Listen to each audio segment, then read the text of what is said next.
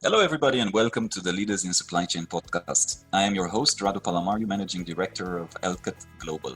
Delighted to have two great guys with us today, Peter and Sune. I'll briefly introduce them to you, and then looking forward to a great discussion. So I'll start with Peter.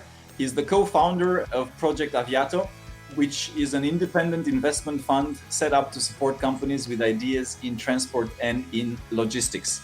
Prior to setting up Project Aviato, Peter has been within Maersk for many, many years, for 15 years, and in his last job, he was the head of transportation. Peter, great to have you, and thanks for joining us. Pleasure to be here. Excellent. And then we have Sune Stilling, who's also the co-founder on the same project, Project Aviato. Sune has also had a long-standing career across many different things, and across many different functions with Maersk for many, many years, and he's one of the people that also pioneered and led Maersk Growth, which is the venture investment arm of Maersk previously. So Sune, pleasure to have you as well, and thanks for joining. Thanks for having us, Rado. So Peter, Sune, so let's start first and foremost with who you are, a little bit of background, and what brought you to where you are today, launching this amazing project and this amazing investment vehicle. Let's start with Sune. Tell us a little bit about your background, what you did previously. How did you, I know we were just chatting, right? You've done pretty much everything that could be done in a big corporation, in a big shipping company, but tell us about yourself. No, thanks a lot, Ben. And I might end up stealing a little bit of Peter's thunder here, but so Peter and I actually joined Maersk at exactly the same time in mid-1999, where we both joined what was back then called Maersk International Shipping Education, which a lot of people, particularly from the slightly older generation, might be familiar with. Then the first, let's say, 10 years with Maersk, I sort of followed a relatively traditional career path, a lot of rotations, different departments, different functions, different countries, parts of the world, working corporate, regional, country levels, and sort of really got let's call a very, very nice introduction to general management. And then in 2008, I decided for family reasons to relocate to West Africa, which sort of sparked another decade or a transition in my career where, I got to, let's say, experiment a lot with running organizations as a managing director and CEO of a lot of different organizations. That sort of from around 2012 then led to a stronger focus for me on the energy businesses. So venturing into Maersk energy portfolio, where I ran and restructured a couple of relatively large organizations and was part of divesting of those companies.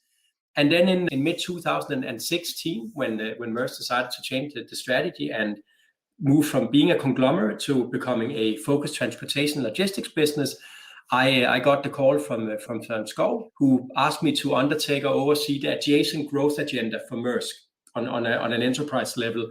And in 2017, I then moved back to Denmark with my family after having been away from headquarters the preceding 12 years or so. And essentially, from early 2017 till the end of 2020, founded and built what is today known as Maersk Growth, the core activity being around venture investing. So we built quite a sizable portfolio, which I'm sure we can talk about a bit later.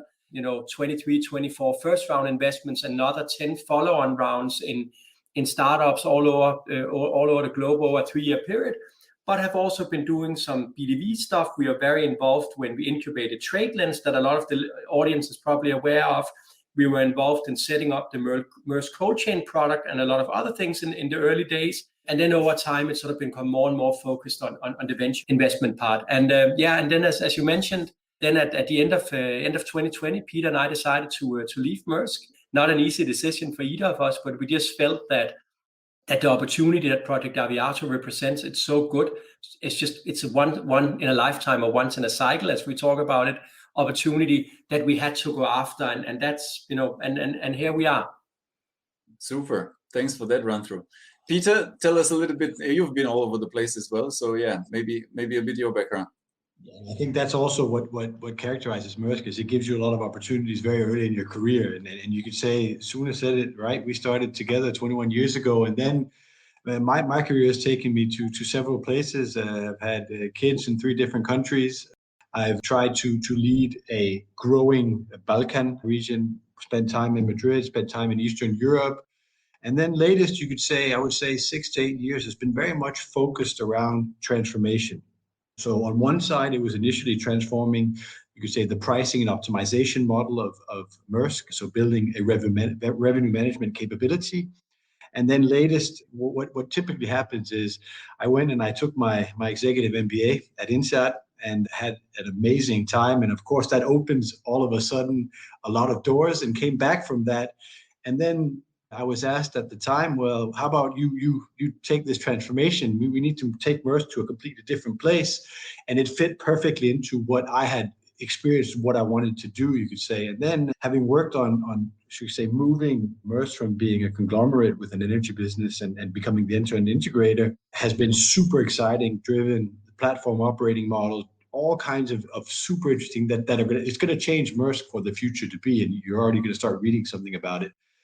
But as Sune says, there comes a time in everyone's personal career, and I think my old former boss, I said this yesterday as well, said, when you go through transformation, it also transforms you. And I could certainly feel that I had a desire to go out and try something on my own. And then Sune and I knew each other very well and saw this opportunity. And here we are. It's super exciting so far. It's only a month and a half in, but it's fun.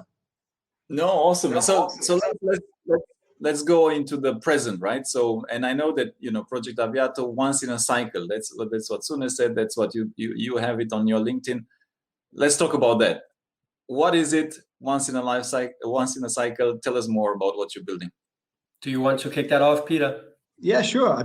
I think it's once in a cycle because it's a space. The supply chain space is an area where you have tech meeting the physical transport. It's an area that hasn't been proliferated to the extent we've seen in earlier cycles. And Sune can talk a lot more to those cycles that have been, you could say, in earlier decades. We really believe that this next decade is about marrying those two and finding an area where we can add value as a growth, you could say, equity fund setup that can go in and identify these areas for improvements in the overall supply chains. And then marrying this experience, you could say, that you need to have understanding the business as an operator, which we've both sat in, but also having that leg in the VC world, bringing that into the table, understanding that world and coupling them together. So it's super exciting. I mean, Sune, you can speak for hours and hours on this, I know. And I probably shouldn't, since this is a 1-hour podcast. So. Yes, a few minutes to that. Yes. I think Peter's exactly right. I mean, when you look sort of at, let's say, the history of venture capital, or when you look at the history of the world, right? I mean, all the way from the Industrial Revolution, and I mean, you got people talking about Industry 4.0 now and all sorts of things, right? But when you look at just venture, it's pretty clear, right? I mean, you've had sort of a decade of SaaS businesses where a lot of great companies and a lot of great, investors came from. And we really, really believe that now we are at that intersect where that, as Peter, aptly describes, right, software and Industry 4.0, including supply chain, that coincides. This, of course, has been accelerated by the COVID pandemic as well. So I think we just believe, and I think we've seen some excellent proof points in the markets of that some of the models that has both the physical capability and the digital low-touch capability, they're right now, they're winning. Conversely, the companies that don't, they're losing. And I think that's becoming evidently clear very, very fast. So that's essentially what we're looking at, and also why we believe this is a once in a cycle opportunity, right? I mean, last 10 years, a lot of talk about fintech, and we believe that now is the time for, let's call it logtech, in lack of a better word. Logtech, yeah. Well, I'll bring into discussion. I posted yesterday, actually. I posted something. I think it was to the line of, there's shipping lines buying planes. There's obviously Amazon has been doing it for a while. There's the question, will Amazon buy a shipping line? There's all these forces that are kind of coinciding on your point of, physical and digital coming together. Let me ask you guys as well this question, right? So the question that I posted was, with all these forces, and there's a lot of consolidation happening also on the 3PL industry. There's a couple of big deals that have been announced in recent times, and there seems to be a lot of rumors for more to come. How do you see the overall space, right, morphing in the next 3 to 5 years? Just some, nobody knows, right? Ultimately, only fools make predictions, so I'm the first. But tell us a little bit of how you see this morphing and all these startups coming together, and how do you see it? How is it going to look like in 5 years, let's say? Peter, For me, I think what's interesting about this industry, and it's also why we're into this space, is I think there is a maturity gap or something that needs to change. There's still a lot of adversarialness in this industry where everybody fights everybody. So this thought process of working in a grander ecosystem and agreeing on a set of standards and setting up a structure around that, and then finding out what is it that we really want to compete on, is one of the areas we see. And as you said yourself, there's a lot of movement in the industry right now. I think one of the things you start seeing is a different type of collaboration across the industry that you see in many, many other industries. I think that's going to come our way in the near future. I think it's also a super important step for this industry to take, because the pace of change is catching up to the industry, and you find the incumbents trying to redo and change their entire way of operating. And at the same time, you have these guys coming out who have been in the industry, can see these issues, and start building interesting startups that can plug these holes. So I think it's a super interesting phase we're going into right now. I don't know if you have anything to add, Sune, to that. I think that the only thing to me is, and I think you're speaking to it as well, Peter, is the whole, thinking around partnerships, right? I think a lot of people, both, let's say, coming from the shipping industry, historically, that's been a very adversarial industry that competes on everything. I think some of these common standards and some of these common initiatives actually means that you create a playing field that may not be level, but actually means that you start competing on the right parameters, and the parameters that actually makes an difference for the industry and a difference for the customers, who I think historically tend to be a little bit forgotten. I mean, discussions tend to be about being the biggest and the best and having the most steel. It's very rarely about, well, actually, what does the customer want and what actually serves the customers, which of course is also then where startup land has been able to create that wedge, right? Because they're coming from a customer centricity, right? And I really think there's a huge thing there that's often overlooked. One thing is the tech capability, and I'm not underestimating that. But I think that just that customer mindset, right? I mean, very clearly, a lot of the companies that we invested in a Maersk Growth context, right? They are pushing net promoter scores of 70 and 80. Nobody else in the shipping and logistics industry can dream about that, right? And I think that's a pretty interesting starting point. And then I also think maybe that just the last thing on this with partnerships, that I think there's been a certain dichotomy around saying it's either startup or corporate. We see it slightly differently. We really see a symbiosis rather, right? And we see that nobody can win in this space without each other. So using that scale, the leverage of the corporates and the reach, and then combining that with the let's call it innovative capability or whatever it might be that the startup brings to the table. And I think that's probably where the magic is going to happen going forward. I'll just echo some of the things that you guys shared. There was one senior executive that commented. You can find the comment yourselves if you go to the post. But so there were a lot of interesting comments, but this one in particular started me because you said customer centricity, and his comment was, actually nobody gave a damn or gives a damn. Still, in some of these big deals, is more about ego and grandiosity than it is, are we actually helping the clients? Also, obviously, there's some pretty significant economic and financial arbitrage. I'm not going to name companies, but obviously their share prices tend to go upwards if they do it, and they've done it pretty well over and over again. So, but it's not necessarily with having the customer at the forefront. So to your point, right? So that intersection, and that's where, time and time again, Amazon and Alibaba, and maybe that angle has really focused on the big scale on the customer. Startups, obviously, the same. So I'd like to ask you guys also, so now you're looking at, investing, and you're looking on these interesting ideas. We have a bunch of people listening in that come from that startup, ecosystem, or they're founders, or they're wanting to start their own companies. How do you guys look and identify good, startups, good idea? What do you look for versus not so great ones? Well, I think, maybe I'll speak a bit to this, right? I mean, Peter has been part of some of the due diligence and then some of the many pitches, right? But over, let's say, a 3-year period in a Maersk Growth context, a typical month for us would be that we saw around 100 companies invest, supply chain startups on a global scale.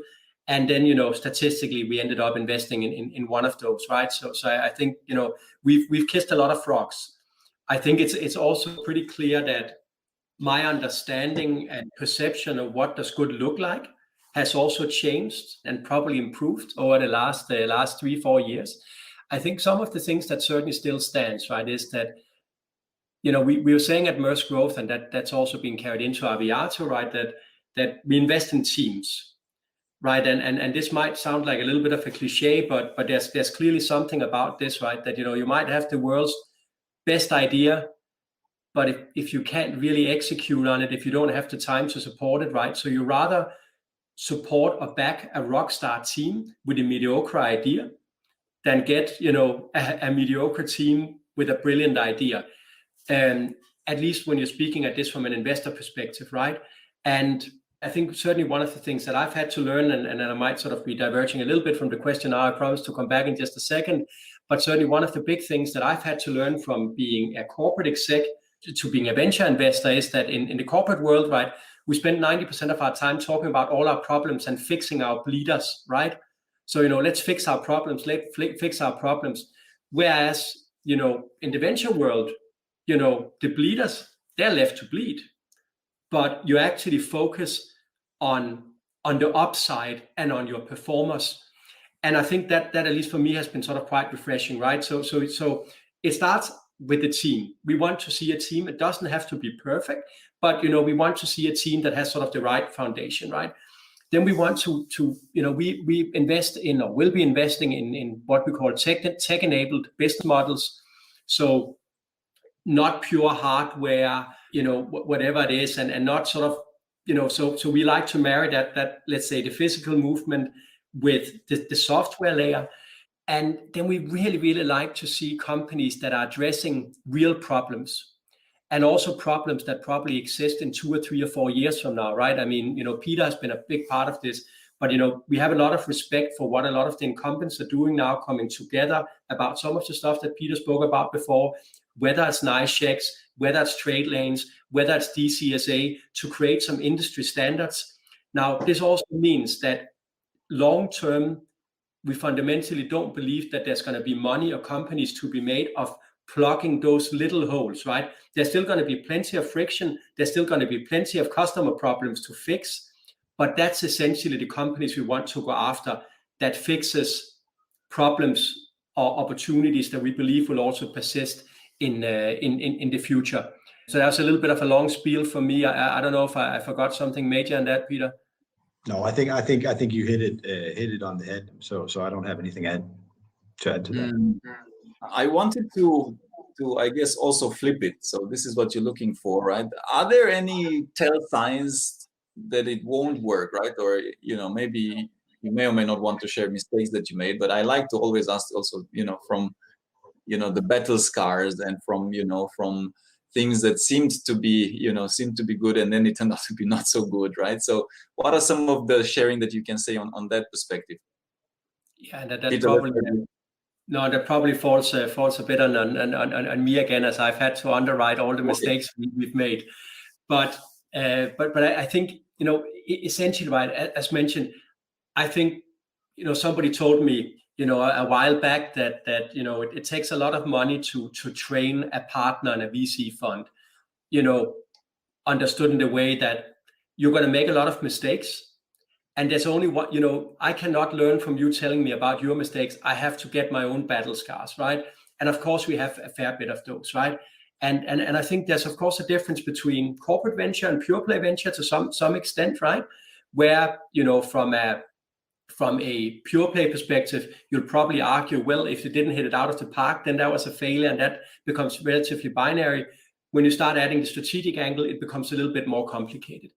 I think some of the biggest mistakes we made, I've made within a Maersk Growth, context, but certainly also in previous life, is that I haven't gone with my gut instinct, right? That there's something about that one founder that you just cannot get your head around, right? You really like what you're saying, a little bit like you promote somebody when you're in corporate, or you don't fire somebody when you're in a corporate, and you always end up regretting that, right? and you always end up not pulling the Band-Aid off faster than you should, which again comes back to this logic that I've had to learn in venture, where saying, if somebody's bleeding, you let them bleed. You don't waste time on it. And of course, that's brutal, right? Both from we're not talking bleeding in the physical sense, right? But of course, that's a big mental shift, right? So I think that's definitely one. I think there's a pretty clear case, and Peter and I just been talking about that earlier today. I think a lot of the founders that we've invested in, particularly when they come from outside the industry, they tend to significantly underestimate the movement of physical goods, right? So you're taking this software, your consumer logic, and then you're saying, oh, well, all the guys in supply chain and transportation, they're idiots, and I'm not, so I'm going to fix this. And I think that people who come in with this, they typically end up a certain creek without a paddle, right? And so I think that's also one of the things. Typically, we haven't invested in those companies because that's one of the things we've been a little bit allergic to. We like people who actually understand the industry, or at least understand that they don't understand the industry. I think people coming in with this, oh, well, I know everything because, I did whatever app where you could swipe left or right or whatever way you swipe right. And then, oh, let me fix global transportation. I think much, much more complex problem to fix.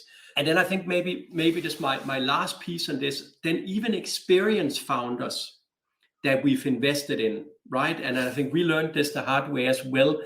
Even experienced founders, but certainly also unexperienced founders, think they often tend to underestimate the complexity of corporate sales or the business-to-business sales cycle. And they also tend to overestimate the value of having a proof of concept, right?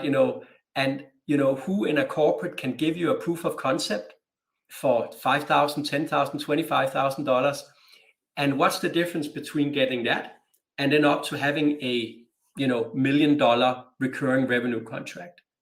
And that was a little bit the long way around again, but and I don't want to put anybody on the spot, but I think those are some of the common themes that we've seen.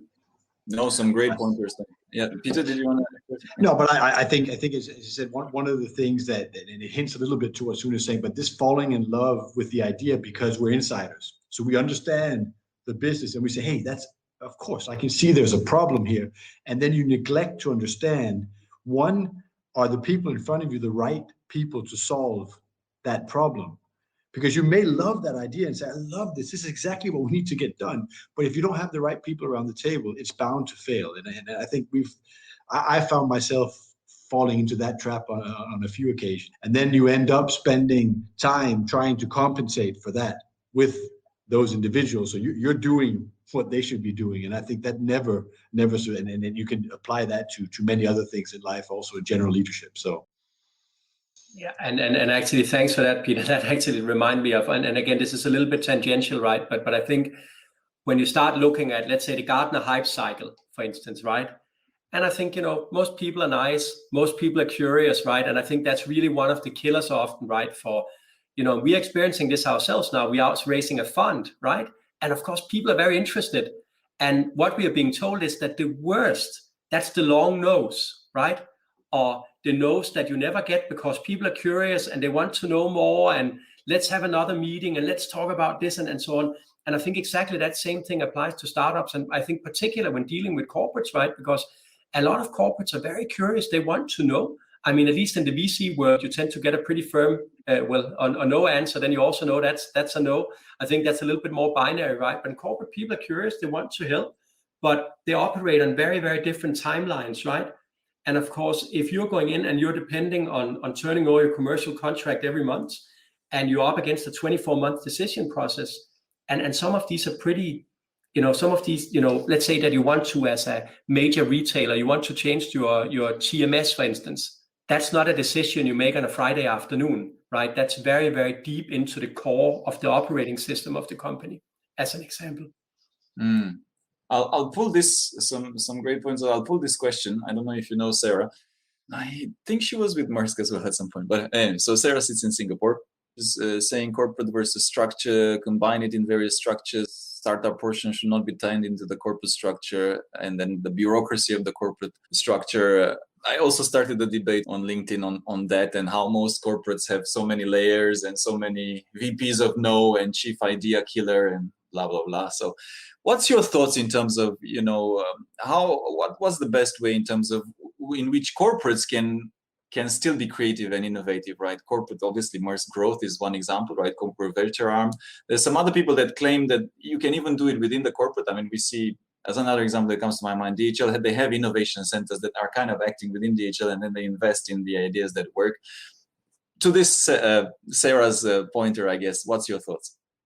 Obviously, I agree in the statement, because this inherent muscle inside a standing organization to kill anything that's new and different, because exactly for all the points you just highlighted, this thing that you and we've talked about this many times, Sune and I, that you're venturing into spaces that for the overall company are bleep, right? It means nothing to them. So if it's a rounding error on their weekly report, right?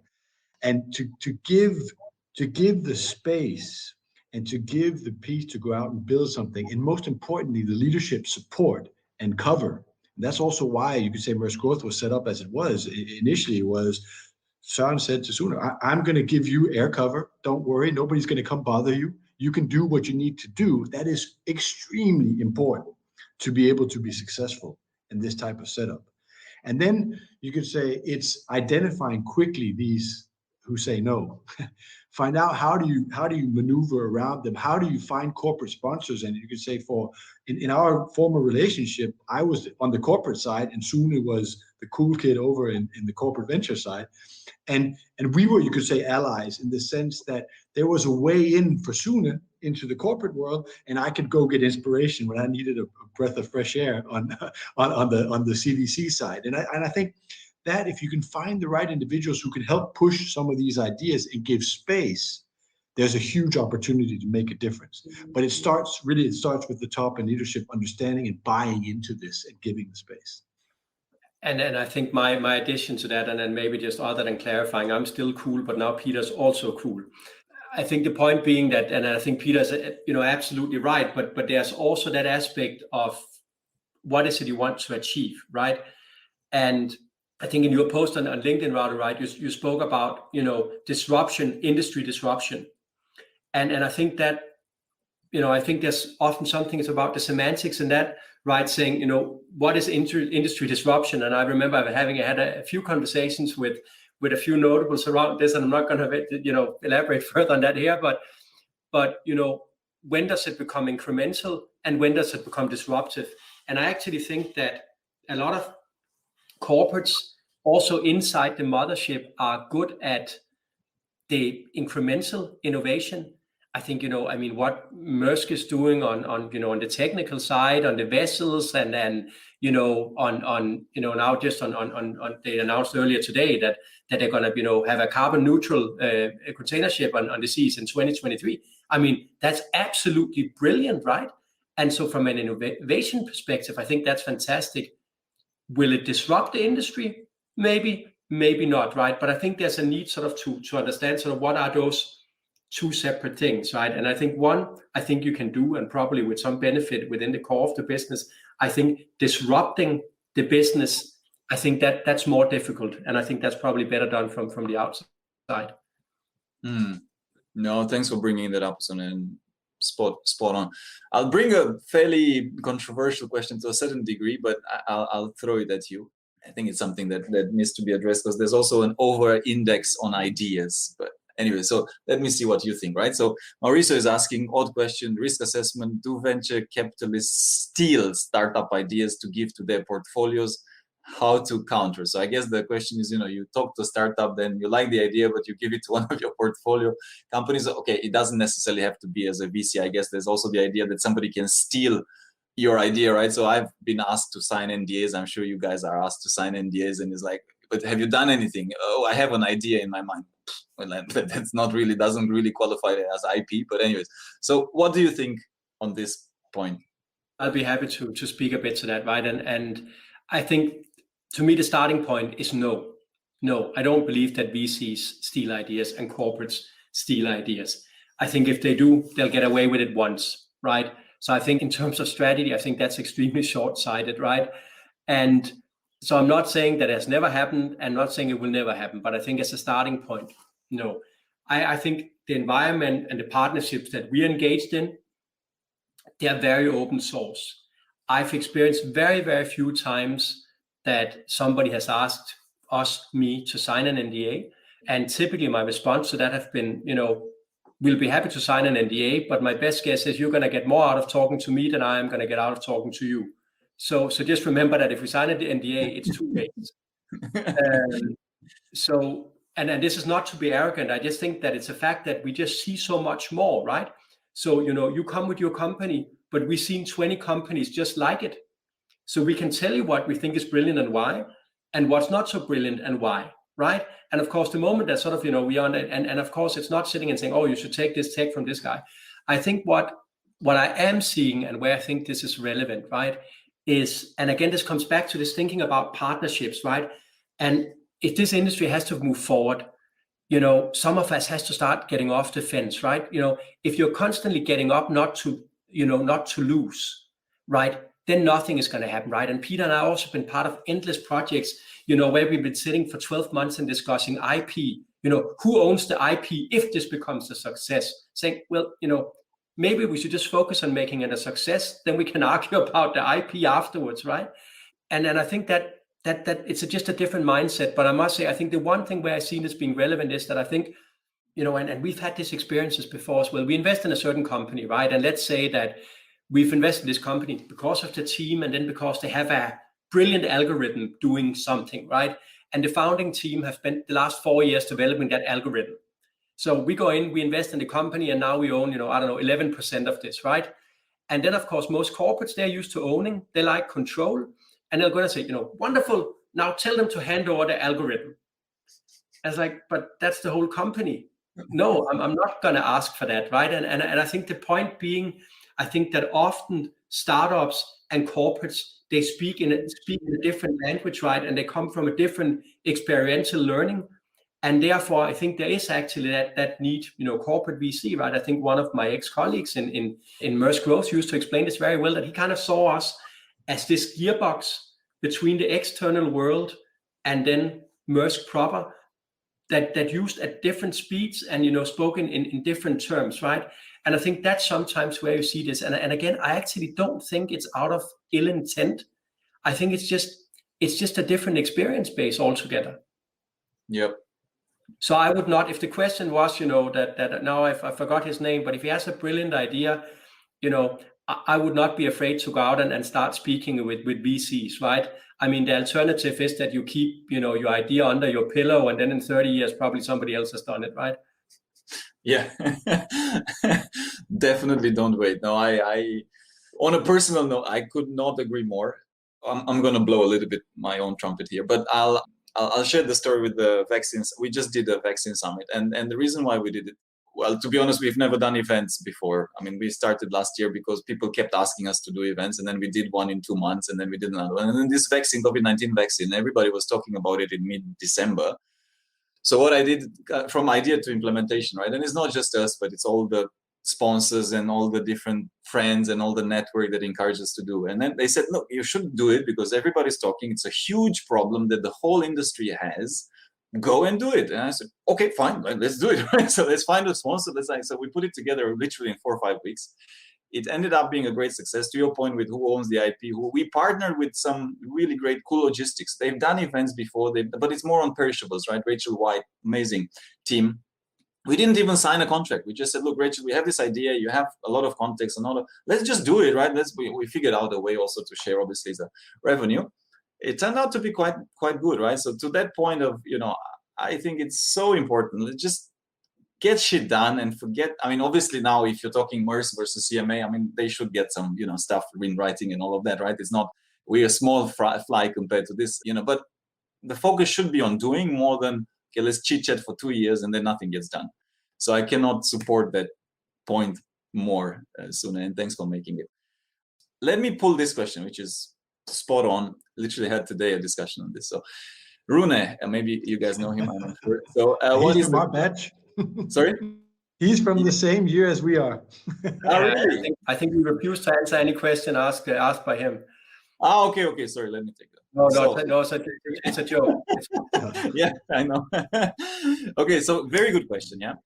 key skills that you find lacking, right? So yeah, financial understanding, basic business skill experiments. Well, today the topic that I was discussing, especially on this, was sales skills actually, and storytelling, and properly explaining your idea to the investor and the CEO. So anyways, is there on this topic, Peter, maybe let's start with you. Is there some let's say commonalities that you see missing? But I think the commonalities, it depends on where the company is in its stage, right? So depending on when you go in, it's very different if you go pre-seed versus you go Series B on what they need to propel their business going forward. So it's difficult to say that it's one piece, because if you're scaling, you need a different set of competencies.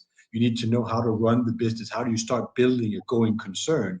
Whereas initially, when you're in pre-seed, seed stage, you go in and we talk about sales, is going to market. How do I get it out there? How to open up new markets? How do I make this a success? So it really depends on what stage the company is in and what it is they're trying to tap into. And Sune has done much more and many more of these than I do. So you've probably seen even further than what I've seen. So very good point, Peter. Maybe let's break it down, right? So maybe it's going to be more than two categories, but let's just talk briefly about pre-seed starting, right? Let's go, and then once you've already started to raise the yeah, maybe I'll speak a bit to that. I'm hearing a little bit of feedback. I don't know whether it's just me, but so I think let's start with that timeline that you're both talking about, right? Sort of from early stage to slightly later. Then we can always argue whether we cut that off at A or B, right?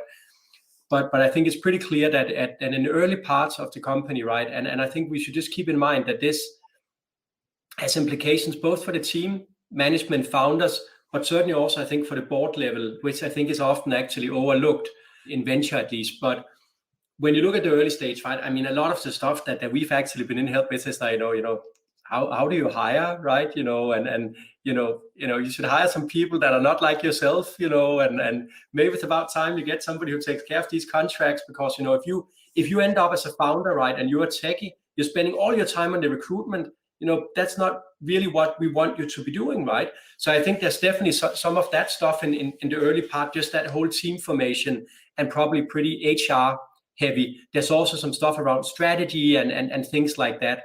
Let's say the 101 of corporate, right? That when you've been in corporate for a while, you know this pretty well. I think what's particularly interesting and also I think relevant for us in Aviato, and where I think our skill set plays in a little bit better, and is then in some of the later series, where I think the two main things that we really come across from, let's say, a functional perspective, is there's, as you're speaking to, Radu, there's the sales. Understanding how do you actually run a professional sales setup that scales, so you don't end up being reliant on the founder selling everything and being the only person who can sell, right? So how do you actually run a sales funnel, particularly in the B2B space? That's and this is everything from your lead generation to closing stuff and things like that. And there's a very, very big transition typically from a company in the early stages to that. Then the other big transition, which is also where we really lean in to help a lot, is around finance. And when I say finance, it's not about the accounting. I think, like a lot of other things, I think accounting is pretty commoditized. But understanding the implications on growing your business on your cash flow, right? I mean, there's at the older days, right, that it's not. I mean, it's not your your EBIT or your profit that kills businesses, right? It's your cash flow, and that's actually surprising for us. There's quite a few founders that are struggling with this. And then, suddenly they're like, oh, we're growing. And we're kind of like, yeah, but, watch this line. Oh, you just gave your customers 30 days credit. And by the way, you also gave your suppliers 30 days credit. What's the implications of that cash cycle when you're now not turning over $10 million, but $100, $200, $300 million? What's your implication of your sales cycle not being a month, but 12 months, 18 months? So, how that cash logic, right? That's the two functional areas where we typically have stepped in the most in the later stage, where, as mentioned in the earlier stage, it's more about the HR aspects and sort of, helping with some of the more basics. What does an organization actually look like, right? Mm-hmm. So I think those are the two that stands out to me. And then obviously every organization should have a Rune Sørensen on their team. So what? Rune, who asked the question. Everybody should have somebody like that. Sorry. There you go. So everybody, please find Rune on LinkedIn. Look him up. He will be in very high demand after this. But Rune, if you're still watching, do up your salary fees and all of that. But Rune is the guy, so you've heard it from Sune and from Peter. Here's another top question. So Peter, I've been following Peter for a while. He's the founder of a startup. Maybe you guys know him. How inflated are valuations today? Are tens of millions really needed to build team and technology? In his company, they don't have VC money. We actually develop a lot, so I have difficult time understanding how this works in VC-backed companies. While you get the ideas, I think he means that sometimes they get too much money and then they spend it on the wrong things. And do you actually always, there's a balance, right? Do you actually need VC money? Don't you need? How do you kind of balance all of these options, I guess? While you're reading the question, I quickly looked Peter up, and I can see he's like me. He's in an Andalusia, but other than that, I actually don't know his company. But I'll have to look into that. I think clearly, venture capitalist is a choice, right? So how do you grow your company, right? And there's of course that's there. What does the financial structure of your company look like, right? I mean, are you able to bootstrap it? You do debt finance it, do you equity finance it, right? And that's a choice, like in any other company. What does your capital structure look like, right? Typically keeping in mind that some of the companies, at least the one we've been invested in, are not, let's say, typical loan cases in a bank, because a lot of it is vision, right? And then we spoke about pre-seed, seed, all that stuff, pre-revenue. You have a company, how do you actually finance that unless you have a rich uncle, right? So I think there's a choice around that. Now, this doesn't mean that venture is the right answer to any company, right? And I think there's a lot of very, very good companies being built, including in supply chain, that doesn't take on any third-party capital, neither equity nor debt. And I think that's perfectly fine, right? I think what we are seeing, of course, with venture is that, we are going in, and that's the financial aspect. We also believe, particularly in Aviato, there's a very, very huge non-financial aspect to this, a value creation perspective. But you are essentially going in and you're underwriting some of the risk, or you're helping the company, undertake some of that burden. And in return, if it goes wrong, okay, we can still be friends. And if it goes well, everybody's going to make a lot of money. That's sort of is, let's say, that a little bit very simplified, the handshake in venture, right? And and I think it's just really a matter of finding for your company, finding the right capital structure. What are your ambitions, and how fast and how big do you want to grow your company? And that differs. It differs from company to company, different from founder to founder, right? And so that I don't really sort of think I can say a lot more about that, right? That maybe for Peter and Freighter, that's perfect that they never taken on venture capital, right? It might also have been a huge mistake. I don't know. And then you also have, and I think there's also the question about valuation, that I just reminded myself of. There are clearly a lot of companies out there that carry excessive valuations.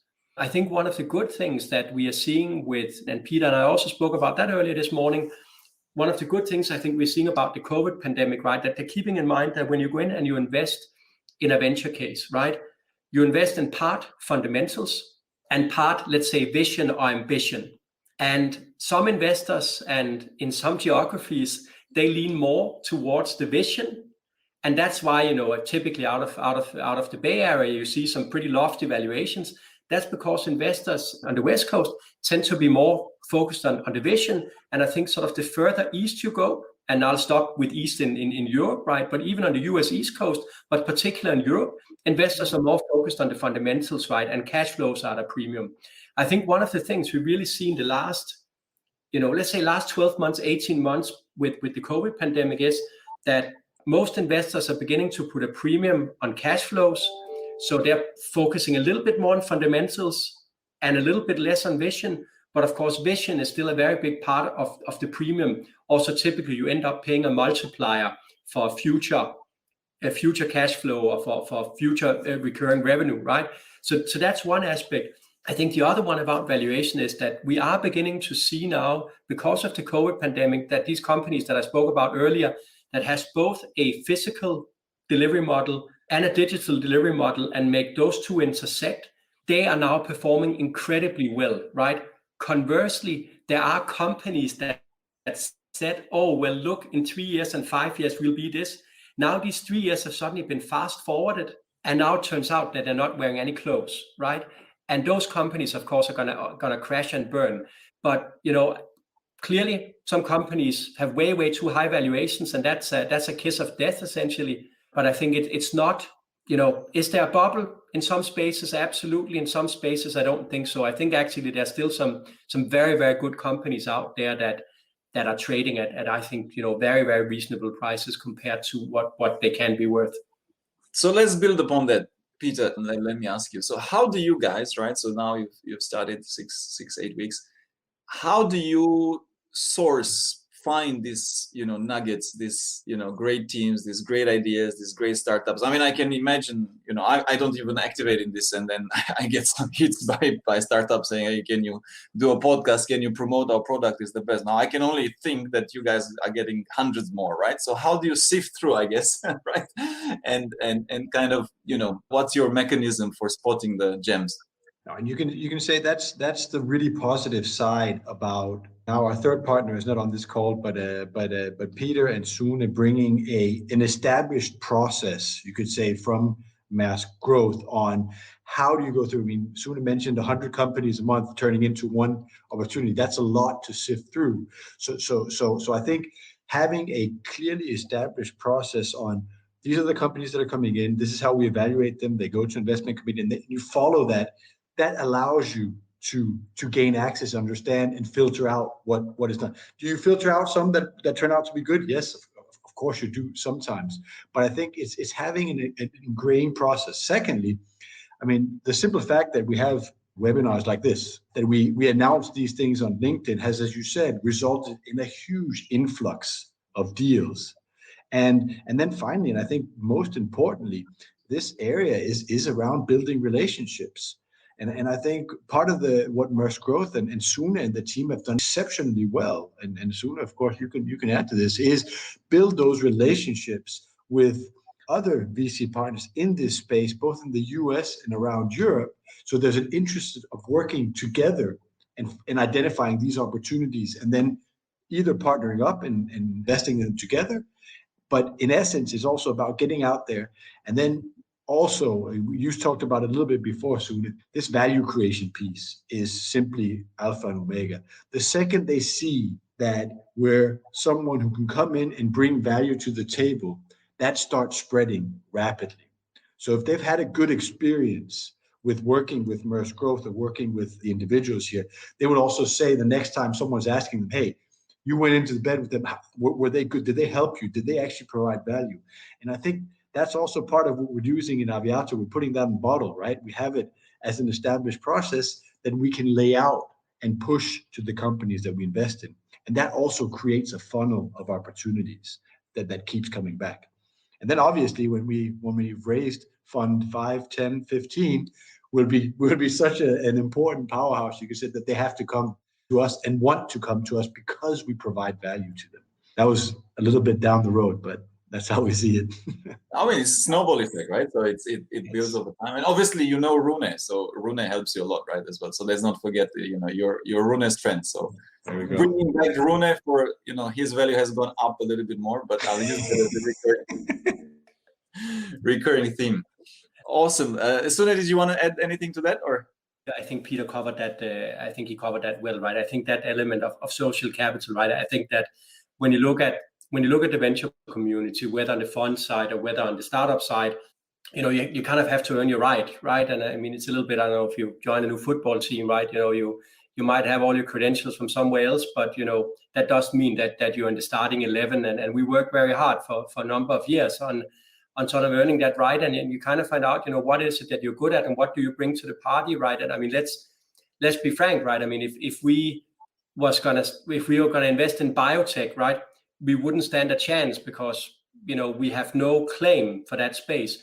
Now we just happen to understand the supply chain space incredibly well, both from Peter's experience with the core business, what I've been doing both with Maersk Growth and before that, and with the other Peter, his experience, and then we have some other people joining us over time as well, right? And I think it's really coming in that we do supply chain. That's what we do, right? We don't do dating apps. we don't, do all sorts of, that's the only thing I could think of, dating apps. But well, Bumblebee is a good, it's a good story. So I think it's hard not to think of it. No, but that's awesome. I mean, that's some great examples, and spot on, right? And obviously everybody has to work for the right to play, like you rightfully said, and spot on. We have a lot more questions, but I'll take you separately. I'll take you offline as well. It's been a pleasure, guys. Really a pleasure.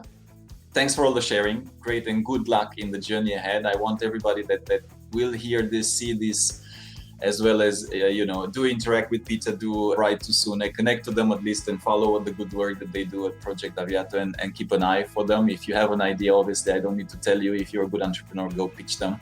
Hopefully they'll reply, make sure that it's a smart pitch. And guys, all the best. It's been a pleasure. Great having you. And, maybe we do one more in 1 year and we see what you cooked in the meantime. That'd be fantastic. Thanks a lot for having us, and thanks for listening, everyone.